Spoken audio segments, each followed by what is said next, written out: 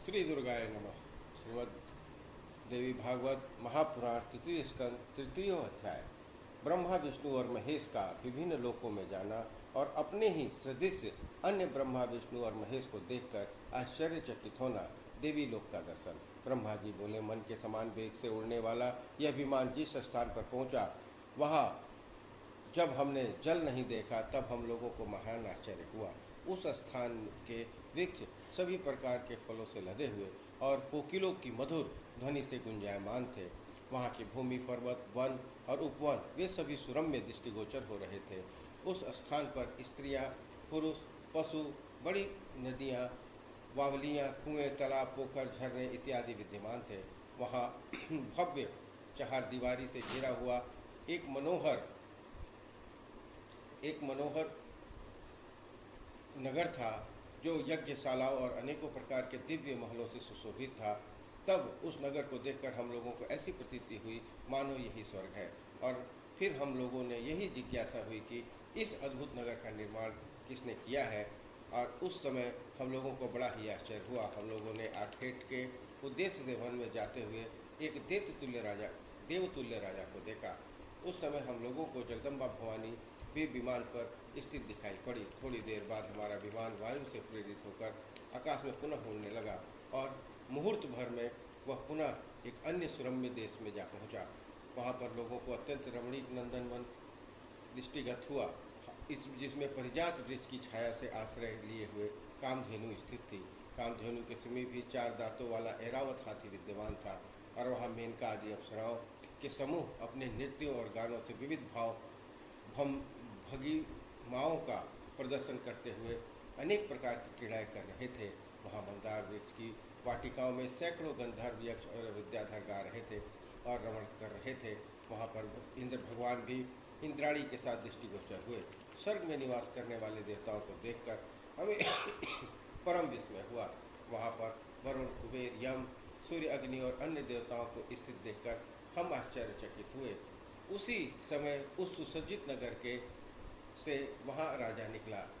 देवताओं के राजा इंद्र की भांति पराक्रमी वह राजा धरातल पर पालकी में बैठा था।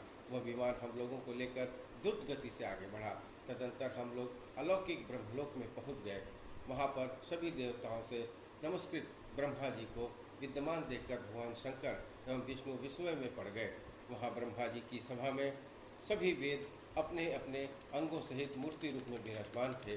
साथ ही समुद्र, नदियाँ, पर्वत, सर्प और नाग भी उपस्थित थे। तत्पश्चात भगवान विष्णु और शंकर ने मुझसे पूछा कि हे चतुर्भुज, ये दूसरे सनातन ब्रह्मा कौन है? और मैंने उनसे कहा कि मैं सबके स्वामी तथा सृष्टिकर्ता इन ब्रह्मा को नहीं जानता। हे ईश्वरों, मैं कौन हूँ, ये कौन है और हम दोनों का क्या प्रयोजन है? इसमें मैं भ्रमित हूँ। थोड़ी ही देर में वह विमान पुनः मन के सदृश वेग से आगे की ओर बढ़ा। तत्पश्चात वह विमान यक्षगणों से सुशोभित मंदार वृक्ष की वाटिकाओं के कारण अति सुरम्य सुख और कोयलों की मधुर ध्वनि से गुंजित वीणा और मृदंग आदि वाद्य यंत्रों से मधुर ध्वनि से निनादित सुखदायक और मंगलकारी कैलाश शिखर पर पहुंचा। उस शिखर पर जब यह विमान पहुंचा, उसी समय वृषभ पर आरूढ़ पंचमुख 10 भुजाओं वाले मस्तक पर अर्धचंद्र धारण किए हुए भगवान शंकर अपने दिव्य भवन से बाहर निकले। उस समय वे व्याघ्र चर्म पहने हुए, गज चर्म ओढ़े हुए महाबली गजानन श्री गणेश और षडानंद कार्तिकीय उनके अंगरक्षक के रूप में विद्यमान थे। भगवान शंकर के साथ चल रहे उनके दोनों पुत्र अति सुशोभित हो रहे थे। नंदी आदि सभी प्रधान शिवगण जय घोष करते हुए भगवान शिव के पीछे पीछे चल रहे थे। हे नारद, वहाँ अन्य लोगों तथा शंकर को मृतिकाओं सहित देखकर हम लोग विस्मय में पड़ गए। और हे मुने, मैं संचयग्रस्त हो गया। थोड़ी देर में वह विमान उस कैलाश शिखर के से वायु गति से लक्ष्मीकांत भगवान विष्णु के वैकुंठ लोक में जा पहुँचा। हे पुत्र, मैंने वहाँ अद्भुत विभूतियाँ देखी। उस अति रमणीक नगर को देखकर भगवान विष्णु विस्मय में पड़ गए।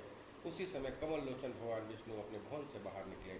उनका वर्ण अलसी के पुष्प के भांति श्याम था। वे पीताम्बर धारण किए हुए थे। उनकी 4 भुजाएं थी। वे पक्षीराज गरुड़ पर आरूढ़ थे और दिव्य अलंकारों से विभूषित थे। भगवती लक्ष्मी उन्हें शुभ चंवर डुला रही थी। उन सनातन भगवान विष्णु को देखकर हम सभी को महान आश्चर्य हुआ। तदंतर परस्पर एक दूसरे को देखते हुए हम लोग अपने अपने श्रेष्ठ आसनों पर बैठे रहे। इसके बाद वह विमान वायु सदृश द्रुत गति से पुनः चल पड़ा। कुछ ही क्षणों बाद वह विमान मधुर जल वाले, ऊंची ऊंची लहरों वाले, नानाविध जल जंतुओं से युक्त तथा चंचल तरंग से शोभायमान अमृत सागर के तट पर पहुंच गया। उस सागर के तट पर विभिन्न पंक्तियों में नाना प्रकार के विचित्र रंगों वाले मदार और परिजात आदि वृक्ष शोभायमान थे। वहाँ मोतियों की झालरें और अनेक प्रकार के पुष्पहार शोभा से वृद्धि कर रहे थे।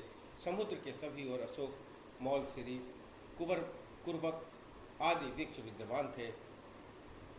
उसके चारों ओर चिताकर्षण, केतकी और चंपक पुष्पों की वाटिकाएं थी, जो कोयलों की मधुर ध्वनियों से गुंजित और नाना प्रकार के दिव्य सुगंधे से परिपूर्ण थी। उस स्थल पर भौरे गुंजार कर रहे थे। इस प्रकार वहाँ का दृश्य परम अद्भुत था। उस द्वीप में हम लोगों ने दूर से ही विमान पर बैठे बैठे शिव जी के आकार वाला एक मनोहर और अत्यंत अद्भुत पलंग देखा, जो रत्नमालाओं से जड़ा हुआ था और नाना प्रकार के रत्नों से विभूषित था। उस पलंग पर अनेक प्रकार के रंगों वाली आकर्षक चादरें बिछी थी, जिसमें वह पलंग इंद्रधनुष के समान सुशोभित हो रहा था। उस भव्य पलंग पर एक दिव्यांगना बैठी हुई थी। उस देवी ने रक्त पुष्पों की माला और रक्तांबर धारण किया था। उसने अपने शरीर में लाल चंदन का लेप लगा रखा था। लालिमापूर्ण नेत्रों वाली वह देवी असंख्य विद्युत की कांति से सुशोभित हो रही थी। सुंदर मुख वाली, रक्तिम अधर से सुशोभित, लक्ष्मी से करोड़ों गुना अधिक सौंदर्यशालिनी वह स्त्री अपनी कांति से सूर्य भूमंडल की दीप्ति को भी मानव तिरस्कृत कर रही थी। वह पास अंकुश अभय मुद्रा को धारण करने वाली वह मधुर मुस्कान युक्त वे भगवती भुवनेश्वरी हमें दृष्टिगोचर हुई, जिन्हें पहले हमने कभी नहीं देखा था। हिंकार बीज मंत्र का जप करने वाले पक्षियों का समुदाय उनकी सेवा में निरंतर रत था। नौ यौवन से संपन्न और अरुण आभा वाली वे कुमारी साक्षात करुणाओं की मूर्ति थी। वे सभी प्रकार के श्रृंगार और परिधानों से सुसज्जित थी और उनके मुखार बिंद पर मंद मुस्कान विराजमान थी। उनके उन्नत वक्षस्थल कमल की कलियों से भी अधिक शोभायमान हो रहे थे। नानाविध वड़ियों से जड़ित आभूषणों से अलंकृत थी। स्वर्ण निर्मित कंकड़, केयूर, मयूर आदि से सुशोभित थी। स्वर्ण निर्मित श्री चंद्राकार कर्णफूल से सुशोभित उनका मुखारबिंद अतीव दीप्तिमान था। उनकी सखियों का समुदाय हल्लेखा और भुवनेशी नामों की सतत जप कर रहा था और अन्य सखियां उन भुवनेशी या महेश्वरी की अनावरत स्तुति कर रही थी। हल्लेखा आदि देव कन्याओं और अनंग कुसुमा आदि देवियों के से घिरी हुई थी। वे षटकोण के मध्य में यंत्रराज के ऊपर विराजमान थी। उन भगवती को देखकर यहाँ स्थित हम सभी आश्चर्य में चकित हो गए और कुछ देर तक वहीं ठहरे रहे। हम लोग यह नहीं जान पाए कि वे सुंदरी कौन है और उनका क्या नाम है। दूर से देखने पर वे भगवती हजारों नेत्र, हजार मुख, हजार हाथों से युक्त अति सुंदर लग रही थी। इनमें तनिक भी संदेह नहीं है। हे नारद, हम सोचने लगे कि यह न तो अप्सरा, न गंधर्वी, न देवांगना ही दिख रही हैं, तो फिर ये कौन हो सकती हैं। हम इसी संशय में पढ़कर वहाँ खड़े रहे।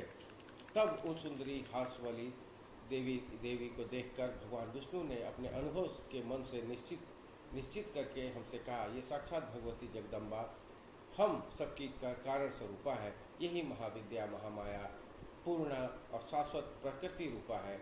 अल्प बुद्धि वाले, गंभीर आशय वाले इन भगवती को सम्यक रूप से नहीं जान सकते।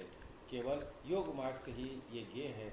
ये देवी परमात्मा की इच्छा स्वरूपा और नित्यानित्य स्वरूपिणी है। ये विश्वेश्वरी कल्याणी भगवती अल्प भाग्य वाले प्राणियों के लिए दुस्साध्य है। ये देवजननी विशाल नैना जगदम्बा सबकी आदि स्वरूपा ईश्वरी है। ये भगवती प्रलय अवस्था में समग्र विश्व का संहार करके अब सभी प्राणियों का लिंग रूप शरीर को अपने शरीर में समाविष्ट करके विहार करती हैं। हे देवो, ये देव भगवती इस समय सर्व बीजमयी देवी के स्वरूप में विराजमान है। देखिए, इनके समीप करोड़ों विभूतियाँ क्रम से स्थित है। ये ब्रह्मा और शंकर जी देखिए, दिव्य आभूषणों से अलंकृत और दिव्य गंधानुलेप से युक्त ये सभी विभूतियाँ इन भगवती की सेवा में मनोयोग से संलग्न हैं।